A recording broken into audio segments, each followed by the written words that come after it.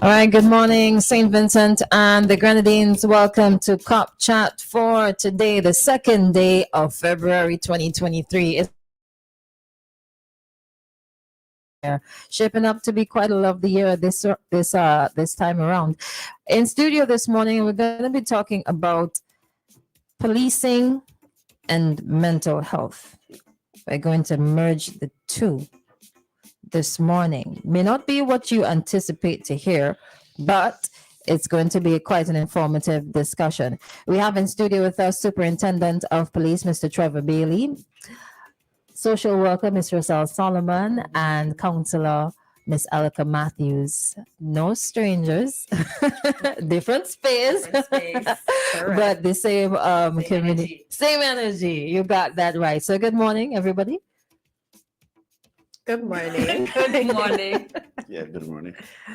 All right. So, welcome. So, this morning we're going to be talking about, like I said before, mental health and policing. We've had, and this is the most recent incident of a mentally ill person dying after an altercation with the police, with some police officers. I don't know if you want to start with that one, Superintendent, and just brief us a little bit about what happened. Right, so good morning to you, Crystal. Good morning to the listeners of UFM 99.9. It's a privilege to be on Cop Chat. Well, you pose the question, because that investigation is ongoing, I'm unable to go into details because, an investigation has to be done, a file has to be created. That file will be sent to the Office of the Director of Public Prosecution for scrutiny. And the DPP, based on what is presented to her, may very well have to refer that file to a magistrate. If she is satisfied that there is no criminality on the part of the police, she may very well have to send the file to a magistrate for the magistrate to conduct what we refer to as a coroner's inquest. And that is where the magistrate will convene a sitting, a hearing. We will have ordinary men and women from society as the jurors. They will listen to the evidence that is presented. And at the end of the day, they will decide whether or not the police is culpable. So based on that, I'm unable to go into any details with regards to that specific incident. Okay, but that is the general process. If it ever happens, and we've even had an instance in Canawan, we've had one in I think 2018. It goes through that process. You investigate, you create your file, you send it to the DPP, then she determines whether or not it should go forward to have a coroner's inquest. But before she considers a coroner's inquest, she looks into if there is any culpability in terms of criminality on the part of the police. So if she is convinced that, say, that the police acted outside of their scope, she may consider criminal charges. If having perused the file, if she thinks that there is, in her view, no evidence to support any criminality on the part of the police, then she may forward the file to the magistrate to consider holding a coroner's inquest. Okay. All right. Lovely. Now, just so you would know, we are live on Facebook. All right. And YouTube. So if you want to see, and if you have to step out of your vehicle, you can always head on over to all the social media platforms to view. Now, let's speak about mental illness. I'll start out there. I'll continue there. What's the definition of a mental illness? Okay, so excuse me. A mental illness is a condition involving a change in your emotion, a change in your thinking, and a change in your behavior that causes some level of distress in your ability to function in your daily life. So it may hinder your ability to go to work, to interact with your friends and family, or to do basic things such as taking a shower. Or to expand on that, when it comes to mental illness, you may find that that person just steps outside of who you know them to be. So there are a number of different symptoms that you can look out for when you see somebody who is suffering from a mental illness. The major ones that we see out in society that we're able to spot is when people are having disorganized or psychotic behavior. So you would find that they're hearing voices, they're seeing things that other people don't see. So in the community, it would look like they're talking to somebody that isn't there, or they're arguing with somebody that isn't there. Then you would see a decline in their bathing, so they may look dirty. Um, some of them may look homeless, but let me put that out there. Not everybody that is homeless has a mental illness, but you may be out there just disorganized, unable to function, no longer taking care of themselves. And those are the ones, the big ones that we see in society. But when you see a decline in someone's mental health, you can also see persons not being able to sleep well over a period of time, not eating well over a period of time, having suicidal thoughts. You may find that there are people who engage in drug habits to try and cope with things that are happening with them that can lead to issues with their mental health. Extreme mood changes. So one day you find you're sitting there, 1 minute they're good, the next minute they're angry, or they're really happy. They're doing things that are erratic or outside of their ability. They're taking risks that the average person would not take. This is to say this, but it does not happen specifically. So you're not going to say, okay, I didn't sleep last night, so maybe I'm suffering from a mental illness. It has to happen across a period of time, and you have to be experiencing different symptoms across that period of time. Because there are about 297, don't quote me, but 297 around there, different mental illnesses that a person can be diagnosed with. That's close to 300 different cases. It is. You know, I should have said in the beginning, get a pen or pencil on a book. We are in university right now. That is interesting. Now, at that point where you notice, whether it is the police or persons in the community, what can or should be done if you notice somebody within the community is acting outside of the norm? Right. So, as was mentioned before, we all have worries, we all have challenges. It happens every day. Some are temporary. And there's some, obviously, as was mentioned before, that over a period of time you can see a change. So we all are aware of each other's functioning. You know that Crystal likes to get up early, go for a walk, and come back home. She goes to work. She comes back. She takes care of her home, her daily life. And then you just start periodically seeing a gradual change in Crystal's functioning. So that light bulb goes off in your head. What we're hoping families, communities, police do is, one, obviously you get the information. So you know what signs and symptoms to look for. Obviously, you're stressed out today, that's a day. But if it is that it's a continuous behavior and a change in your daily functioning, then one, if you're close with a family member or a friend, you have that discussion with them and say, I'm not trying to get in your business, because you know how people are in St. Vincent about getting in your personal affairs. But just let people know that I am genuinely concerned. And these are some things that you can do. How about one, you have a discussion with your friend, find out if there's something that's really going on with them and if they would like help. So you can either check your local clinic, your district clinic, talk to a nurse, talk to a doctor. You could talk to your pastor, you could talk to your teacher, anybody to say, I need help. So the clinic might be able to assist you. You could go to your private doctor.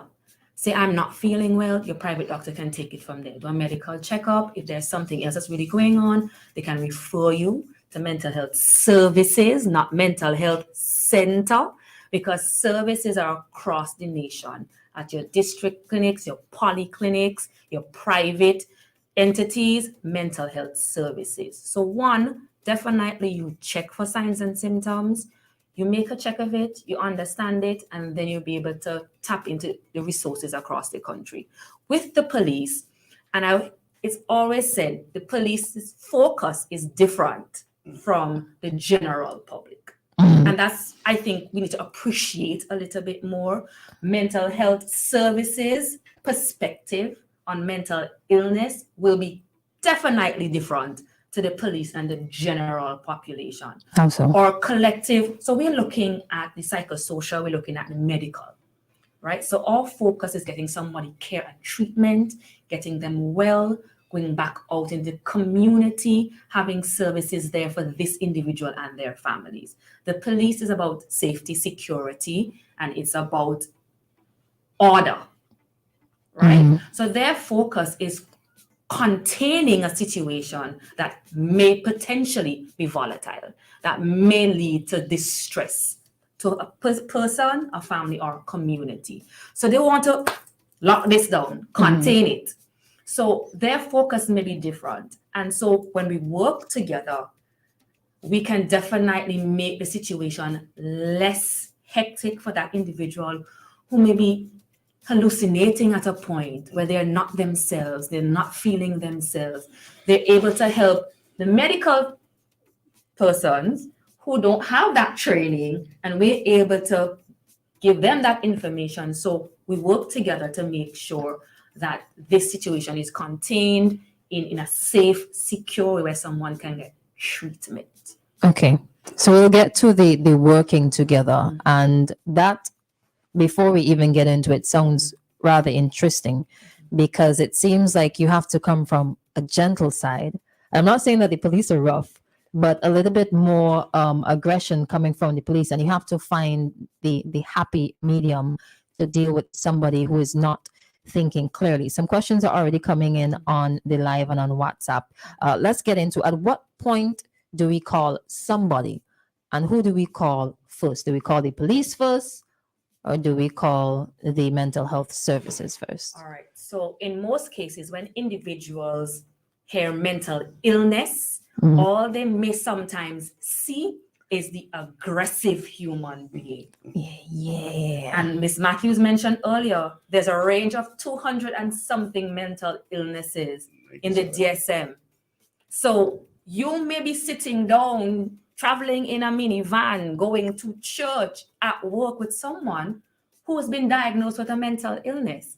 But because we see the aggression, that scares us, and that's okay because we are human beings.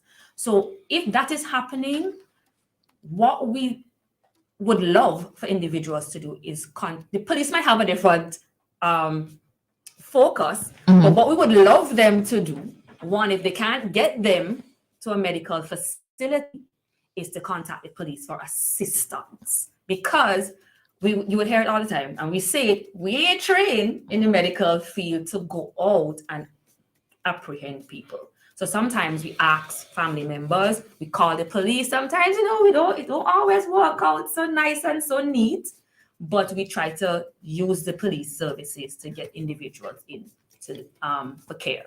And that's, as I said, it's not seamless, it ain't cute, it ain't neat, but we're hoping as we move along in the future that things get a bit more seamless. Mhm. Yes. So let's talk about when the police get involved. When Miss Solomon calls, I need some help, officer. Please, So Please, I say please. please, she says please. Miss Solomon puts it so eloquently, Uh-huh. and I really think that you should consider switching. Switching to what? Switch it across. Coming across. Coming across. Make I an think she's perfect right make, there. make, make, make an application, and we will Yeah. gladly welcome your memorandums. Sure, sir. Right. So, as I said, that somebody who's suffering from a mental illness, it is only a condition, and the condition may not necessarily be permanent. It may be the very first time that that person is experiencing that. So it is critical that family members identify pretty early the condition that another family member is experiencing, and let us deal with it at an early stage. So you notice these antisocial behavior, these changes in what is, they're deviating from the norm.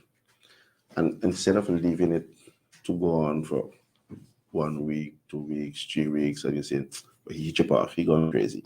Mhm. And we just ignore. Right.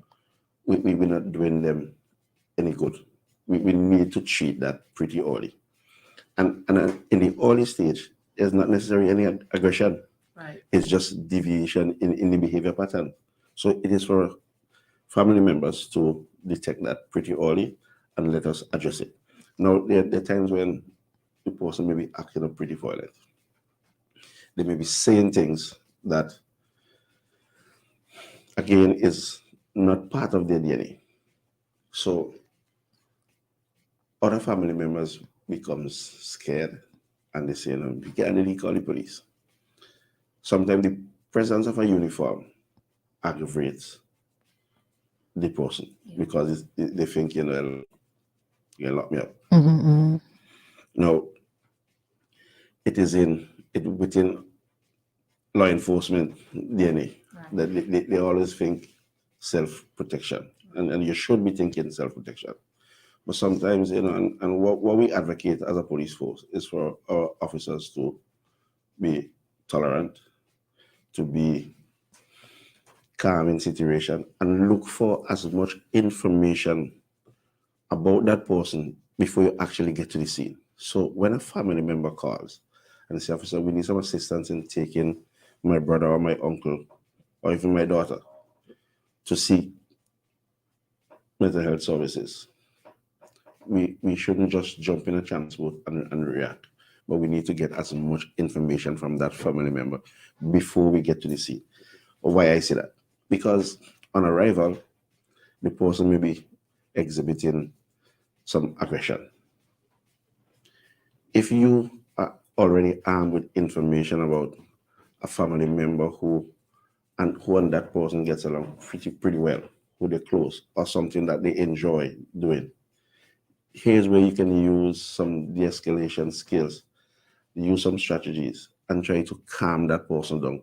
Tell them about things that they like doing, or people who they enjoy being around, to try and calm the situation down. Because the last thing you want is for the police to be using what some people may term as brute force, when we know the person is experiencing a condition. It is not that somebody wake up this morning and say, I'm going to go crazy for 2 days. They don't do that. It is something that is abnormal that is happening to them. And it's for us as law enforcement to recognize that this is happening and be, as you said earlier, be on the soft side, be on the gentle side. And sometimes that is what it takes to de-escalate the whole situation. Don't try and meet aggression with over-aggression. That is what I think that is needed. Okay, you said that some people might be triggered just by seeing the officers in uniform. If from your prior investigating, you think that that's going to be the case, is it possible for you to go in normal clothing? Pretty often we go in civils. Yeah. And I just want to add something in there. Sometimes the presence of a police officer in uniform actually calms them down. So I don't want to just put out the narrative that they see police officers and they get upset. I've seen persons who've seen police officers, especially ones who live in their community who know them. And when they see police officer, they calm all the way down. Yeah. So that ties in with familiarity. Yeah. And maybe I could put in here the term safe space. If there's somebody who you are familiar, who the person is familiar with, and they understand that in the interaction with that person creates a safe space, then they'd be more likely to calm down. Right. So, officer was correct in terms of gathering information before you go to a scene, because when we do our de-escalation training, that's one of the things that we ask officers, especially our recruits, when we work with recruits. When you go on a scene, when somebody calls you and say, oh, my brother X, Y, and Z, come, it's for you to understand what's happening, right? Because there are those who might be around and egging on and saying things and, just amplifying the whole situation, not making anything better, right? And there are those who and they're the seasonal ones who he may calm down just now. Just go for thing up the road there and bring him down, and he go calm down. And that's the relationship the police has with the community. And that's why, we advocate for, for that relationship, because you know this person, you know their family members, you know who they are, you know their behaviors, you know what gets them upset and triggered, you know, to tell people step back, move away, because you're not making the situation any better. You know, Vincent, we like we like to Show. see things, we like to see things and we like to participate, and sometimes it doesn't help. So I'm just asking individuals to help and not to make things worse. Mhm. So you see somebody who's not doing well, don't call the police and say, oh, he up the road and I'll come get him and send him down mental health center. Say, Mhm. see friend up the road there, help him or get some medication, give me now. Mhm. Don't antagonize him and then you and him start to fight and then you hear nothing happened to you, but he gone down mental health center. Mhm. So let's all try and work together, try and make situations a little better, because the better that individuals stay out and are rehabilitated and function as part of society, less people on the inside at mental health center, and everybody could function. That's the best society, but we are going to function understanding that mental illness, like another one. Yes. Yeah. I think there's one arm that we're missing this morning. So we have the professionals, we have the police, the people in the community. From what's being said here, they play a really, really important role Okay. by identifying, and some people don't know. Some people just take it for granted that, oh, he's fine, he'll get better, but there might be a point where it actually gets worse. So there will be at some point, or there should be, a great call for the community members and family members. Is there anything in place for maybe some initiative, something for there to be that union, a joint initiative between the professionals and the police to target family members or community members? We have done different awareness activities across St. Vincent and the Grenadines, but to specifically say police and mental health have a drive going, not at the moment, but we do try as much as possible to speak out awareness, put the information out there so people will know. So Okay. maybe that's something we need to put on our 2023 Yes. later down. Yes, Billy? Community-based police and mental health. But we do have a good working relationship with police. Like both of them would have stated, we do training with recruits. We've done with police officers. We have coming up with higher up. So we do go across the force. Initial sessions, if they feel like they need a re-up, we need more information. Mhm. That's something that happens as well.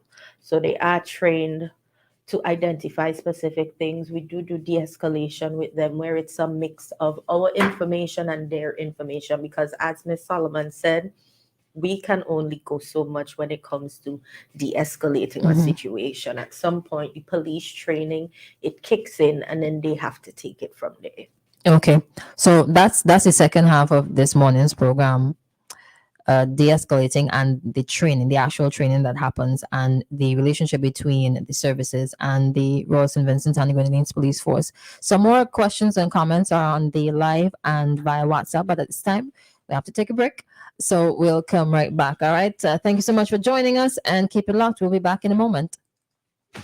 Get the kayak that's unmatched at Courts now. We're unmatched in quality and prices. Buy any item and get up to 30% off the second item of same or equal value store-wide. When you shop with Ready Finance, you can get it now with no cash and pay over time. Now that's unmatched value.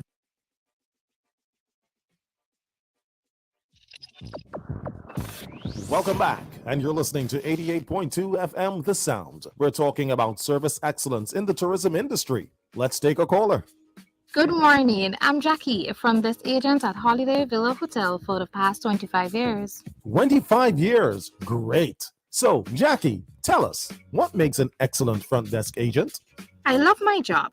As a service provider, I'm always polite to customers. I'm very helpful and I smile a lot. You know, visitors as well as locals feel very welcome when you treat them with respect and concern for their welfare. Very true. We all need to look at it that way. Yes, you see, tourism is everyone's business. You've got to live it, love it, embrace it. Tourism is for me. Tourism is for you. Tourism is everyone's business. Yeah, live it, love it, embrace it.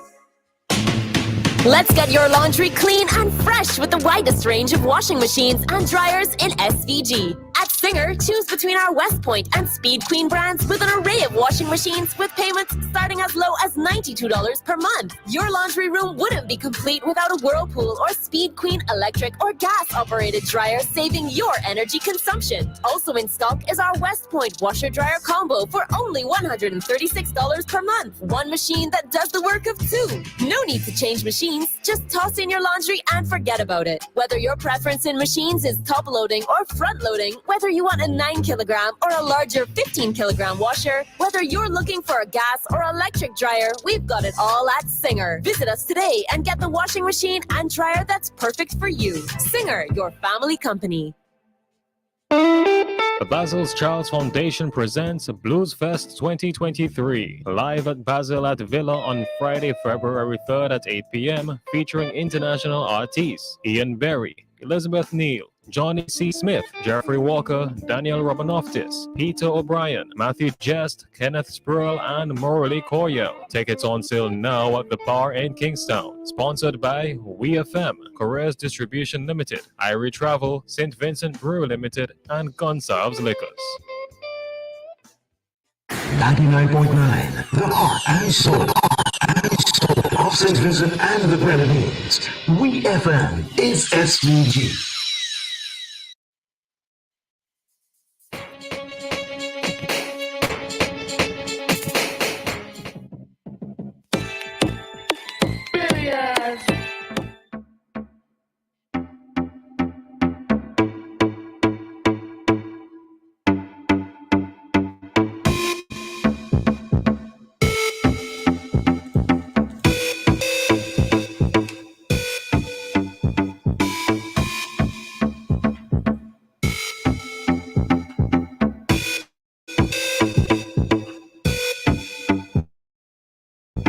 All right, good morning and welcome back to Activated Mornings. In studio this morning, we have Superintendent of Police, Mr. Trevor Bailey. We all have Ms. Ulrika Matthews and social worker, Ms. Russell Solomon. We're talking about mental health and policing. We have merged the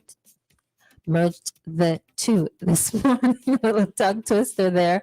And before we took the break, we were speaking about mental illnesses, what to look out for, what we should do, who we should call, and when we should call. All right, basically how the family and the community play an important role in controlling and de-escalating and preventing it from getting to the point where it has to be de-escalated. Now we're going to talk about the actual de-escalation and training of the officers. What is being done? How often? Who?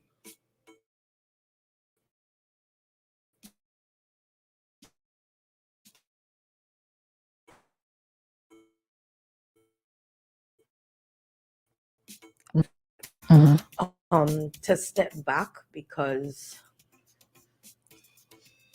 the program was revamped. Excuse me. So we would have had to go back and do training with different stations, different officers at different levels. I don't have in front of me everybody that we would have covered, but we tried to get somebody from every station, and we tried to do a re-up because we know police officers are transferred or moved to different stations, and we don't want knowledge to just be in one specific station.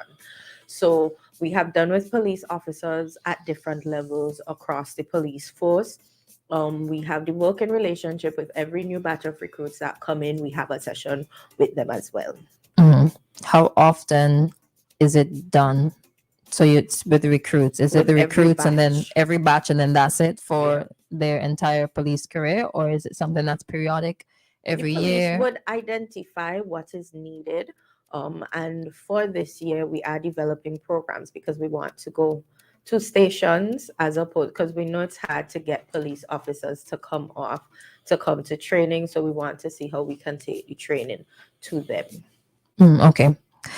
Is there anywhere in the law or within your police handbook that speaks to how to deal with mentally ill individuals? Right. So that is a very interesting question that is often asked. So I've been doing some reading, and I wasn't able to see specifically where it speaks to a mentally challenged or mentally ill person. What I can say though is in the police regulation, in section 52, it sets out clearly our duties as police officers. Mm. And whilst some people may say, well, it's to save life and property, according to our regulation, the very first duty that is spelled out is the public peace, maintaining the public peace. So here is a situation where somebody is acting up, they're exhibiting strange behaviors. At that point, there's no form of criminality, but it has the potential to disturb the public peace, or it may even reach a stage where that person gets so aggressive that criminal offenses may start occurring because they may start firing stones. People may get injured. Properties can get damaged. So before it gets to that stage, we as police officers have a duty to maintain the public peace. So once we get that call from anyone, we are duty bound to respond. We have to respond. Some officers are a bit apprehensive, I must admit, with the process. Yeah. The process is what frustrates some officers. So we respond and we take someone into custody and we take them, let's say, we have to take them to Milton Cato Memorial. Because if we take them to an out district clinic, they will say, no, you have to go to Milton Cato. The process at Milton Cato sometimes is rather frustrated because you get there at 7 a.m. and you could very well be there at 2 p.m. with a mentally challenged person. Because at the Milton Cato Memorial, it's the accident and emergency. So that may not necessarily be deemed as an emergency because you may have a critical ill patient or two that is given priority. And police get frustrated sometimes with the system. So sometimes they are a bit apprehensive. They shouldn't be because it is duty. But It's understandable. it will be nice if we can have a memorandum of understanding, let's say between the Ministry of Health and the police, that when we bring a mentally challenged person at a medical facility, that some priority is given, because we know here's a person who's not going to sit and wait there for 2-3 hours because they're experiencing something that is they might be disruptive. Very. And at that point, you're going to say to the person, sit. How often you will say sit and he's going to sit? Because he's not his normal self. He's going to get up. He's going to try to leave. He may try to run away. And you have to get physical to restrain him and so forth. And a lot of things could happen there. So if he gets medical attention in a reasonable time, and if he has to be referred to the mental health center, then it is our responsibility as well to get him there.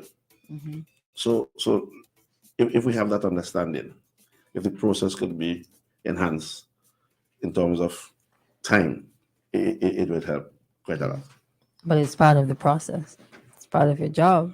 It's part of the process. And people might be wondering, so why don't just take him straight mental health center first, right? But imagine if there's someone who is their first time experiencing particular signs and symptoms. You do not know if that person may be experiencing something medical, something extra. So for now, that's a procedure. You take them to mental health, to Milton Cato Memorial or to a polyclinic for a medical assessment to rule out if there are any other things happening, because normal medical signs and symptoms can mirror mental signs and symptoms and vice versa. So we want to rule out some things to make sure it's that headache, that fever, that irritability, that stomach ache is what it is. And we can either put the person on the ward discharge to family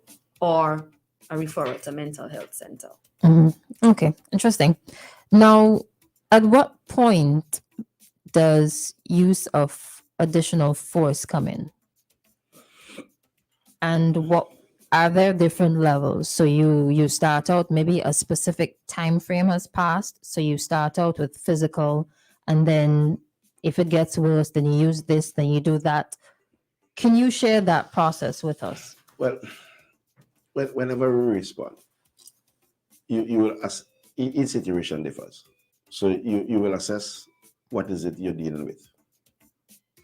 If it's a case where the person is just acting outside the normal behavior, well then you use some, maybe go through a family member, you use whatever little strategy, whatever tactic to calm this person down and say to them, well, we're here to assist, we're here to help.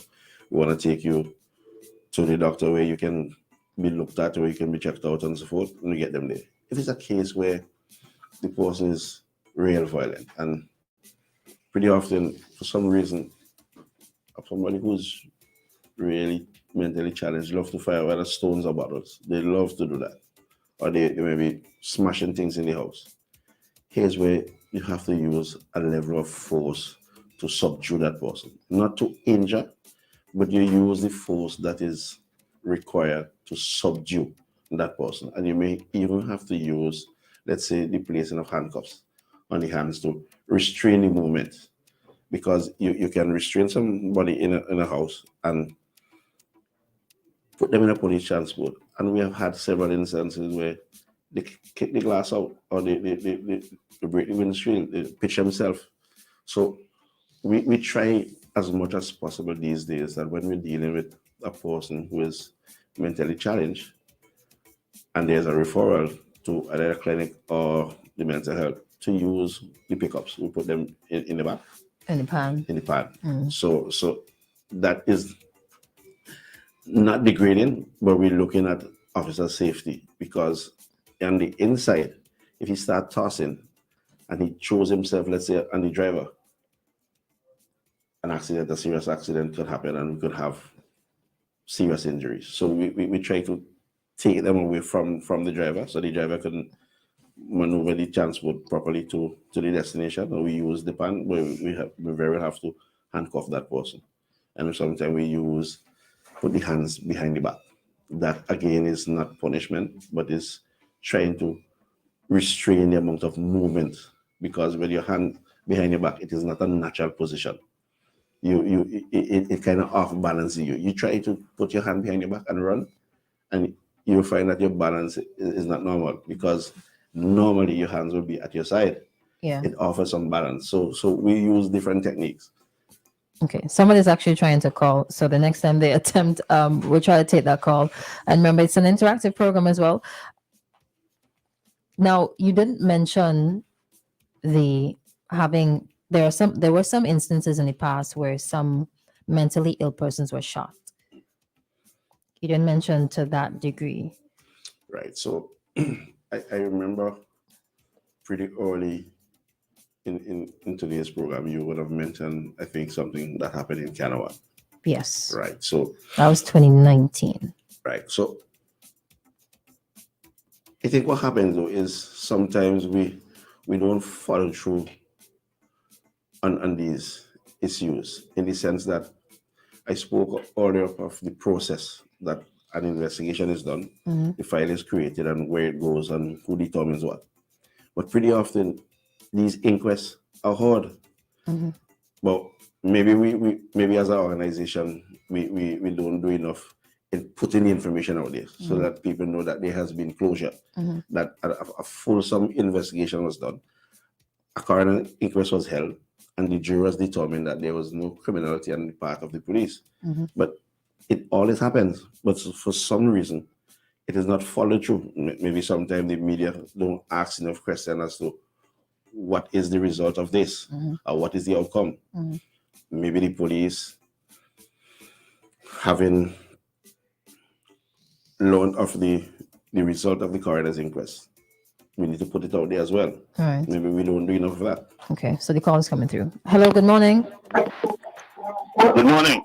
You know, I have yes. Go ahead. Go ahead.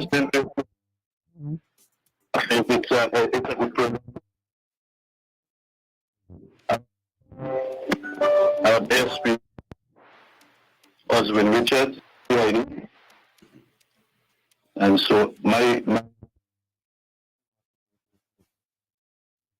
the first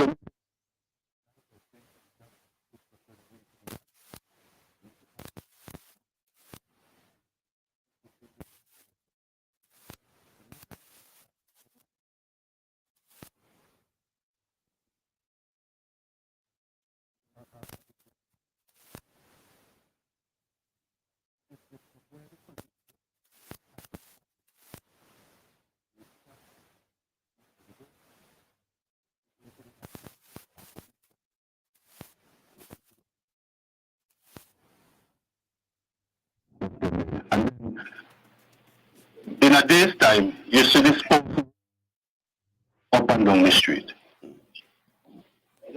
Now, if the police were to rather than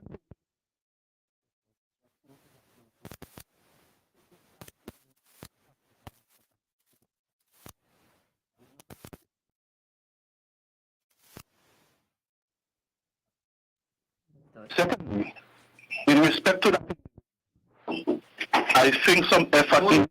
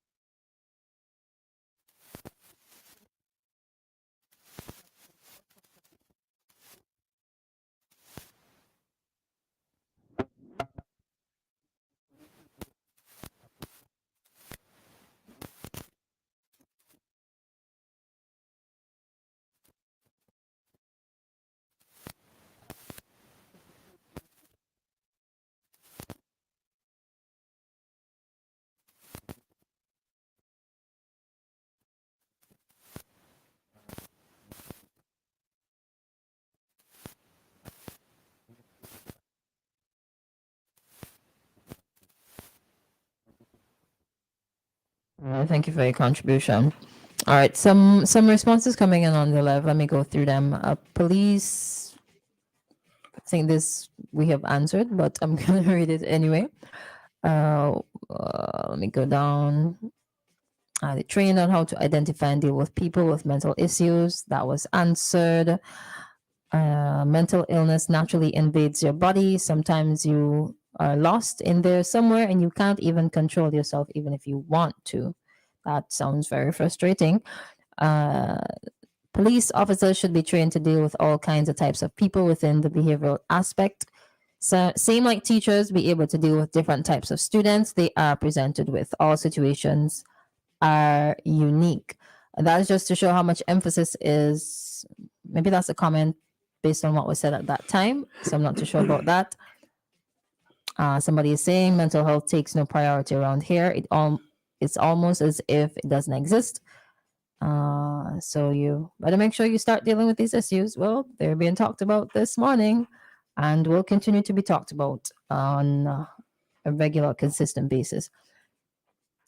Coming from the WhatsApp,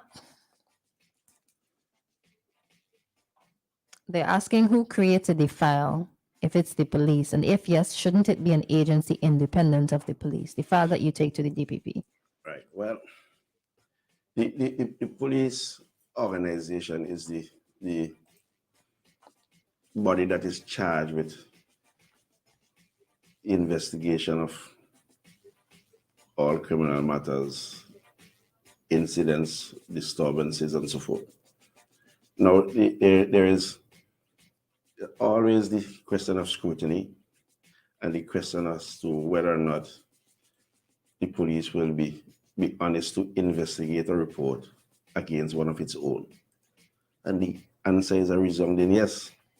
And there's evidence to support we have taken police officers to court. And the most serious of charges, I remember I charged a police officer for a double murder that wasn't covered up. And he was charged almost 3 years after the crime was committed. People have to trust the system. And I am convinced I'm here as a police officer. This will be my 33rd year.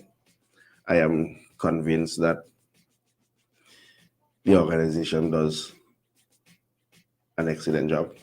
I am convinced that we do not engage in cover-ups. I boast to say if I could have gone back in time and get back to the age of 19, I'll choose no other profession. I'll choose no other work. It's the only work that I've done. I love it. But people have to trust the system. People may have a reason or two to be doubtful. But as far as I know,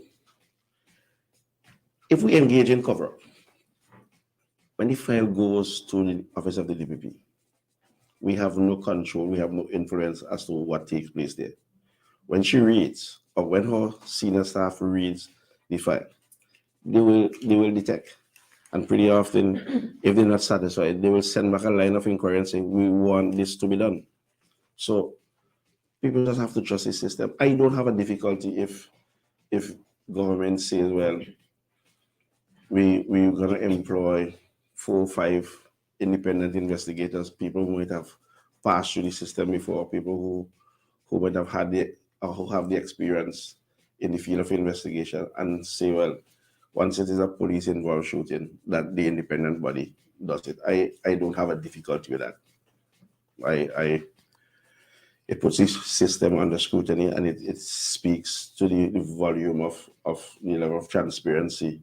And I don't think my commissioner have any difficulty with it either. Okay, so we've got 7 more minutes. The next question. Whenever somebody who's mentally ill dies during a de-escalation process or an attempt to apprehend that individual by police officers, if I were a family member, and I think family members or people in the community may not be that encouraged to call the police again for another individual, out of fear that that same situation may happen again. Are there other ways, or are there other things that can be used?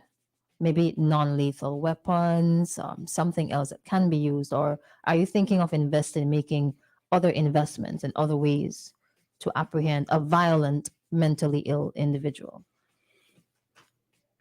Right. So again, the use of the firearm is last resort, very last.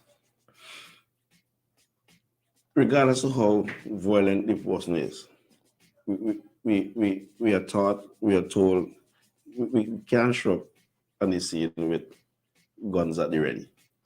That is not going to help. So we try all other means. We unfortunately at this time we don't have. Well, let me backtrack one. When I now joined the organization, the use or the carrying of firearm was not that prevalent. Mm-hmm. What we were known for was that little piece of stick, the baton in our pockets.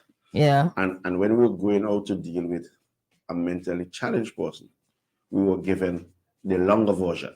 So we had 2 versions. The one that we carry around every day when we patrolling, the short one, that used to be affixed to the trousers. And then when we are going out to deal with a mentally ill person, or sometimes on Carnival Monday and Tuesday, you used to see the officers with their long buttons. I mean, Crystal, you're kind of young, so you may not necessarily know that. But the older folks will know that that was the police force weapon, the long buttons. Mm-hmm. We move as an organization towards carrying of arms. Maybe that is what caused some people to be apprehensive or to exhibit a bit more aggression towards the police, because we seem as if we're heavily armed.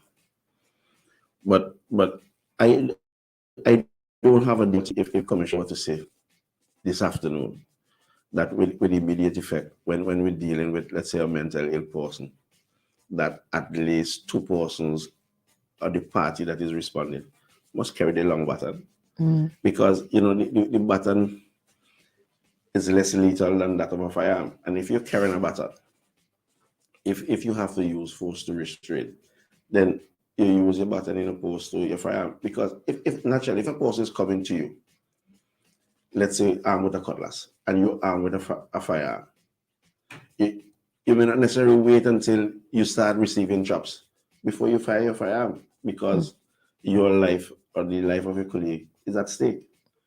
Now, if you have your baton, there are several parts on the body that you can be struck besides your head, because long ago police was known for famous of busting people's head with their baton. Really? But you can hit the person, let's say, on the leg or on the foot, so that the person can go down, and by the time they go down, 2-3 police rush in and they grab the person. And if we have to put on the handcuff, then we do that.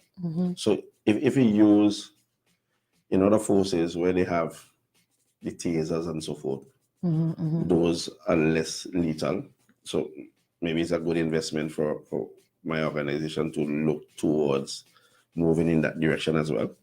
But as it stands, we carry firearms. Sometimes the firearms is used, but the firearm should really be used as the last resort.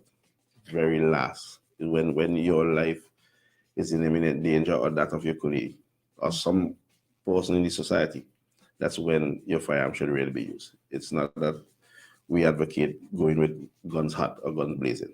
That is not what is practiced. And just to interject, like lethal force, those are the cases that end up in the media. The police, they help with getting persons to mental health on a weekly basis. Every day. Almost every day. And you're not going to hear that, because when it's not lethal force, you don't see it in the media. But every week they bring persons to mental health quite quietly, quite calmly.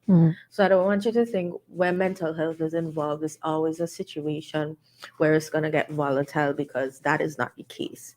We get persons every week, they come in, they are admitted, we get the police assistance, and there are no scenarios where persons are hurt in that instance. Okay. Final question. If it is that during the apprehension process, the individual dies, or he or she is not in a sound mind, who can act on behalf of that individual to either try to seek justice or try to get information? Who can? Any family member. And the process remains the same. Let's say at the end of the day, a court rule that the police use excessive force. If the DPP, in her judgment, doesn't prefer, let's say, a criminal charge, it doesn't prevent the family from seeking civilly compensation from the state for a wrongful death.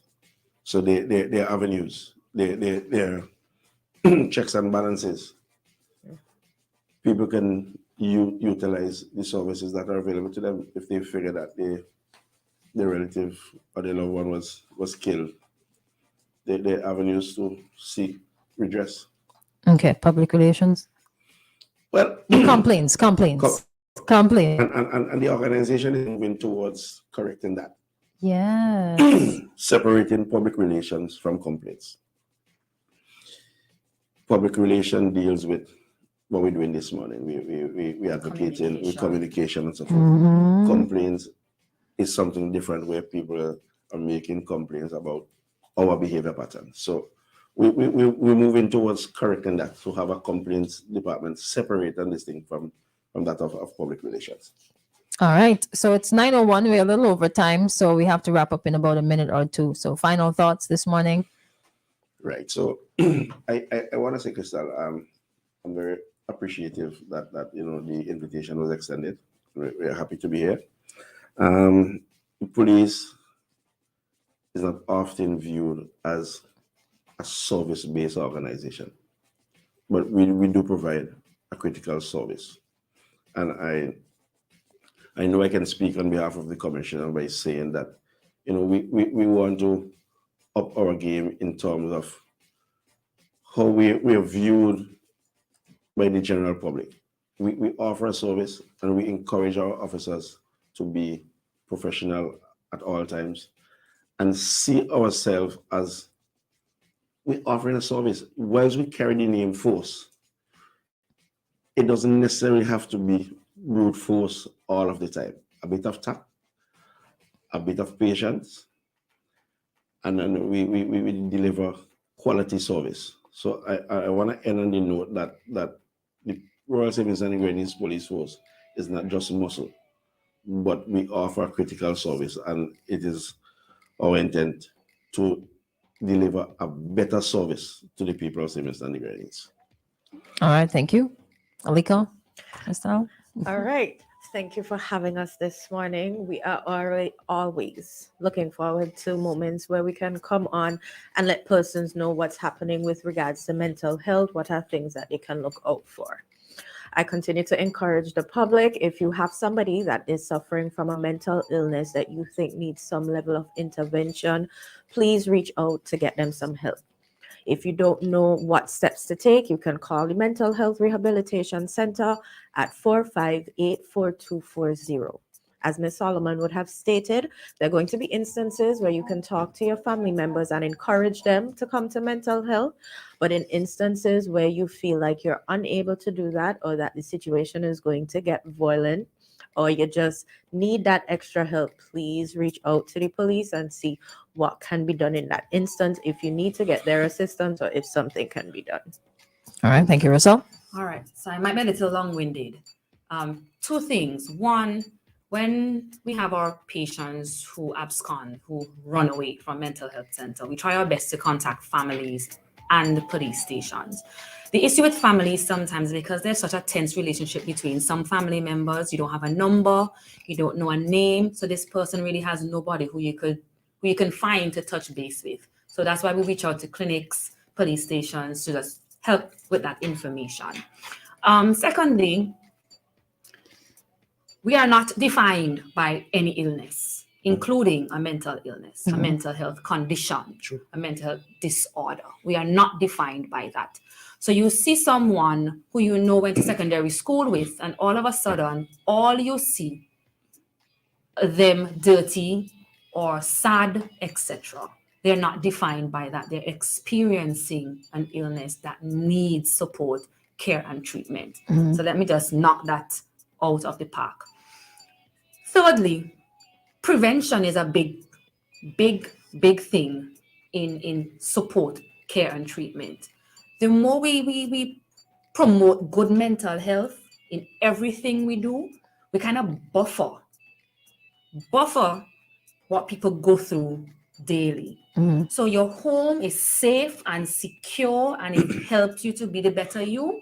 It's a less likely chance that you suffer from low self-esteem, trauma, etc., etc. Your church is a place where you can feel safe. Your community is where you can feel safe.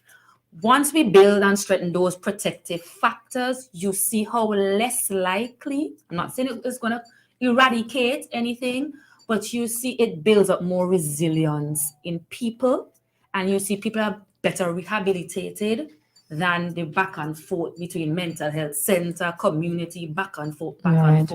Once we build and we promote good men in everything we do, even at WFM here, in the police service, wherever you are, once you build good mental health and you promote good mental health, you see it actually plays a really good part in how people cope.